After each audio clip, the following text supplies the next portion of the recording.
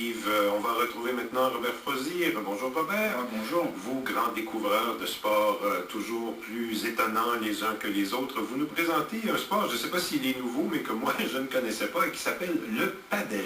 Oui, le padel, un sport de raquette qui pourrait faire la synthèse en fait entre le tennis et le squash et qui est né en fait en mer sur les bateaux britanniques aux alentours de 1890. C'était pour divertir en fait les passagers et serait en fait une espèce de forme de tennis adapté à l'espace disponible. Il fallait faire attention pour pas que la balle se retrouve à l'eau. Oui, mais vous allez voir qu'elle ne serait pas retrouvée à l'eau. On aurait trouvé des solutions sur ces bateaux-là justement pour que la balle puisse revenir. En fait, c'est dans les années 70 qu'un Mexicain, Enrique Corcuera, va donner les formes actuelles donc, du padel. Il inventera ce jeu en fait suite à une histoire d'amour avec Miss Argentine. En fait, il possédait un cours de tennis chez lui. Mais lorsqu'ils jouaient ensemble, eh bien, Miss Argentine se plaignait qu'il frappait trop fort. C'est pourquoi elle avait pris l'habitude en fait de laisser rebondir la balle sur le mur arrière avant de la renvoyer. Ah, tiens. Alors au Québec, depuis 3 ans, un groupe mené par Pedro Heredero a réussi à convaincre un club de brossards de s'ouvrir au padel. Alors il nous a expliqué ce qu'est le padel. Padel, c'est une adaptation du mot anglais paddle, qui c'est comme pelle, et c'est comme ça qu'on appelle la raquette en bois. Parce que l'origine du sport vient d'une raquette en bois qui a été utilisée premièrement en 1969 pour jouer au padel la première fois au Mexique. Le padel, c'est un sport de raquettes qui est, on l'appellerait le petit coussin du tennis, parce que c'est comme du tennis avec des murs tout autour du terrain. Et c'est un jeu qui a 80% des règles du tennis et 20% du squash et racquetball. C'est joué avec des raquettes un peu différentes des raquettes de tennis parce qu'elles n'ont pas de cordes, mais avec la même balle. Et c'est un jeu que je dirais c'est plus facile à pratiquer que le tennis, dès là sa popularité. Oui, parce que, alors expliquez-nous les règles, c'est qu'on peut utiliser en fait les murs un peu comme au squash, quoi. Exact. Pas tout à fait comme au squash. On peut utiliser les murs une fois que la balle a bondi une fois sur notre terrain. Qu'est-ce qu'on ne peut pas faire, c'est envoyer la balle directement contre les murs de la moitié du terrain. Alors, si j'envoie la balle, ça bondit une fois, ça touche le mur. Les autres joueurs ont le droit de la retourner avant le deuxième bond. C'est ça qu'on appelle le squash. Ah oui, donc ça veut dire que en fait, c'est astucieux parce qu'on n'a pas à ramasser la balle, quoi. Exactement. C'est un jeu qui est moins rapide que le tennis. On n'a pas besoin de moins de force qu'au tennis parce que si on frappe très fort par terre, la balle va aller au mur. Alors, on a tout l'avantage à courir pour la retourner et la placer où on veut. Voilà, on sait tout sur les règles du padel. Et pour avoir vu d'ailleurs quelques images de ce sport, c'est assez impressionnant. Alors il y a 3 terrains à l'heure actuelle à Brossard, au club Sanisport, et Pedro Heredero pense que ce sport va vite être adopté par les Québécois parce que tout le monde peut le pratiquer. Mais les gens qui jouent à padel, c'est la majorité de la population. C'est ça ce qui est arrivé en Espagne, en Argentine, en France, au Portugal. C'est là où, même en Italie, ça commence à être très populaire, au nord, à Milan. C'est un sport qui est très accessible à tout le monde. C'est plus accessible que le tennis. Mais on garde la même esthétique. On joue avec la même balle. C'est presque les mêmes mouvements. Sauf que c'est moins stressant pour le corps. On a aussi on s'amuse autant que jouer au padel, sinon plus que jouer au tennis, parce que les échanges sont beaucoup plus longs. C'est plus facile de jouer avec des amis, avec des gens de notre niveau. Si vous jouez un peu au tennis, vous devez savoir que si on joue avec quelqu'un qui n'est pas de notre niveau, c'est pas très intéressant de jouer au tennis. On joue avec un Andy Roddick et la partie est finie.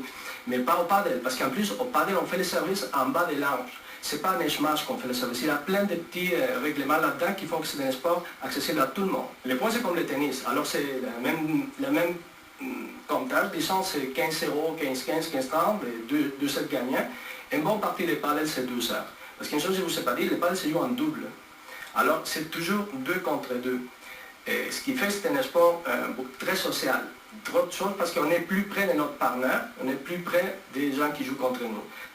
Et on a toujours un filet, donc c'est absolument, oui, comme au tennis. Hein. Et le Québec est un des précurseurs au pays de ce sport. Mais l'Ontario, la Colombie-Britannique sont intéressés pour fonder des fédérations provinciales. Et pour Pedro Heredero et sa fédération Padel Québec, les objectifs sont assez clairs.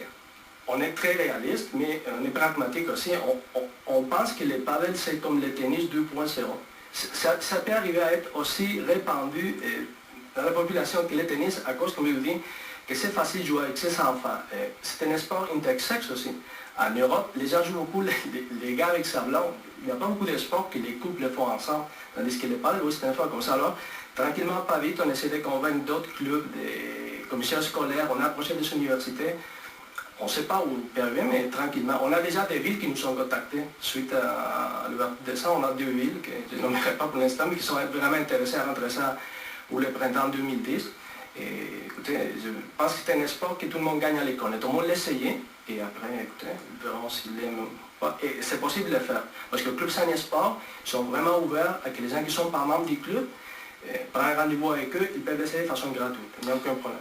Et ils sont nombreux, Robert Froissy, les amateurs de paddle dans le monde? Il y en a 9 millions de pratiquants donc dans le monde répartis en plus sur 16 pays. Et alors, ce qui fait que j'ai posé la question à Pedro Heredero, est-ce qu'il n'y aurait pas un lobby du paddle olympique qui serait en marche? Il m'a dit c'est déjà en marche. Et il y a une plateforme Paddle Olympique et nous, Paddle Québec, on fait partie de cette plateforme. Et moi, je suis, comme disons, le porte-parole ici au Canada. Et vous savez que malheureusement Madrid n'a pas été choisi pour les Jeux de 2016, mais il se parle déjà que Madrid va présenter sa candidature pour 2020. Et si Madrid présente sa candidature pour 2020, on a beaucoup de chances que le sport soit un sport olympique parce que l'Espagne est très intéressée à que ça le devienne. L'Espagne est le champion du monde, masculin, féminin, dans toutes les catégories, que aussi dans le paddle, on est sûrement les meilleurs pays au monde. Et le Brésil aussi, le Brésil c'est une grande puissance au paddle et j'ai entendu dire, et ce n'est pas confirmé, qu'il y aurait peut-être des lobbying qui va être fait pour que ça soit rentré à Rio en 2016, mais ce n'est pas confirmé. Pedro Heredero, donc. Oui, c'est fascinant. Notre Moi, monsieur Padel. Oui, il m'a fait voir des raquettes qui sont pas très lourdes, qui sont pleines de trous pour justement l'aérodynamisme aussi, la pénétration dans l'air. Et c'est vraiment passionnant. En plus, la plupart du temps, c'est joué avec une espèce de terrain entouré de plexiglas. Donc on peut vraiment... Et c'est spectaculaire. Taper Padel, ça s'écrit P-A-D-E-L. Si vous voulez aller voir, par exemple, des matchs sur YouTube, entre autres, on peut voir des matchs justement de ces champions du monde. Et si vous voulez en savoir plus sur le padel, vous tapez le www.padelquebec en un mot. Je vous rappelle que padel s'écrit P-A-D-E-L, padelquebec.net. Et je vous avoue, c'est un sport, et mon petit doigt me dit que c'est un sport qui risque d'aller loin, parce qu'en plus, ça se joue sur des terrains intérieurs, donc on peut jouer toute l'année. Vous sonnez presque comme un converti, mon cher Robert. Alors un jour, on se fait un petit match de padel. Peut-être que ça va être moins dur, la raquette de padel, que la raquette de tennis sur mon poignet. Et tout ça qui est parti... devient douloureux quand je trouve. Qui est parti d'une Miss Argentine qui n'arrivait pas à retourner les balles. C'est comme une histoire d'amour quand même. Hein? C'est formidable. Merci beaucoup, Robert. On en est déjà à 16h30 et c'est le moment de retrouver...